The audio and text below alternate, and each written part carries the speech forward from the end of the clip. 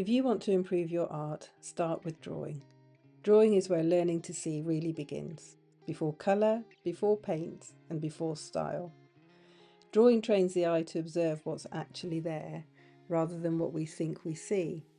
And as artists, that ability to observe is absolutely fundamental. One of the most effective ways I've found to develop this skill is through Bargue Drawing. The Bargue course was created in the 19th century to train artists in accuracy, proportion and visual judgment, and it's still incredibly relevant today. At first, Bargue Drawing can feel quite strict, even a little uncomfortable, but that discipline is exactly where its strengths lie. It slows you down. It forces you to measure, to compare, and to question every mark you make. You start asking things like, is this angle really correct? Does this curve truly match what I'm seeing? Do these points actually line up? And through that process, your way of seeing begins to change.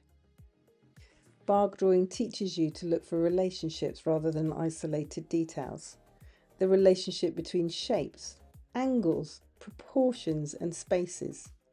It sharpens your visual judgment and encourages a much more honest approach to drawing. Over time, this builds confidence, not because the drawings are perfect, in fact normally far from it, but because your drawings are grounded in careful observation. Perhaps most importantly, it teaches you patience, something that I have to learn a lot. Mistakes aren't failures here, they're useful, they teach you things. They show you exactly where your seeing can improve. And these skills don't stay with Bargue Drawing alone. They carry into life drawing, painting, working from photographs and even drawing from imagination.